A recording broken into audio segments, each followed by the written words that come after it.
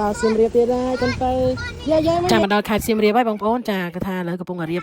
ដាក់វលីទៅក្នុងអូតែណាបងប្អូនហើយអូតែដែលខ្ញុំគេងហ្នឹងមានឈ្មោះថាបរិយអង្គរចាបុគ្គលិកនៅទីនេះគឺថារស់រាយរាក់ទាក់ទាំងប្រុសទាំងស្រីតែម្ដងណាបងប្អូនចាគ្រាន់មកដល់ភ្លាមចាគេឲ្យសំប៉ាយស្លឹកគ្រៃចាម្នាក់មួយកែវហើយនឹងចានំបាត់ស្រស់របស់យើងចាហើយក៏ខានញ៉ាំយូរដែរបងប្អូនអើយនិយាយថា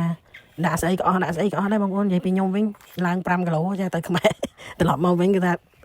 ឡើងមកសឹបតែម្ដងណាបងប្អូននិយាយពីមៀតវិញឈ្នះអស់មានសត្រូវតែម្ដង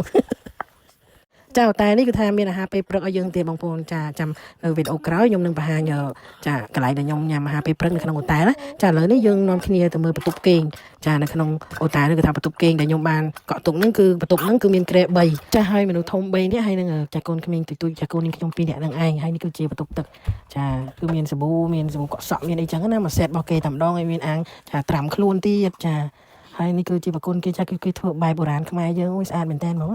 ចាហើយ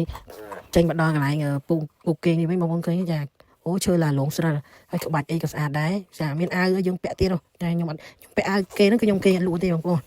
ចាតួខ្ញុំគេងអូតែមែនគឺថាខ្ញុំប្រើចាកៅអៅគេងយុគរបស់ខ្ញុំទេចាតែក្រៅពីកៅអៅគេងយុគខ្ញុំហ្នឹងគឺថាអ្នកលក់ទេចាតួអូតែថ្លៃកម្រិតណាក៏ពាក់អត់ដេកអត់ស្រួលដូចកៅអៅដេកផ្ទះយើងដែរចាហើយអូតែនេះពេលខ្ញុំចូលមកគេងគឺថាកក់ក្ដៅមែនតើចាយុគទី1ហ្នឹងគឺថាស្អែកឡើងកូនខ្ញុំក្ដៅខ្លួនបារោយចាហារគីចាមិនមែនមកពីអូតែទេសារតែគាត់ដើរច្រើនពេកអញ្ចឹងណា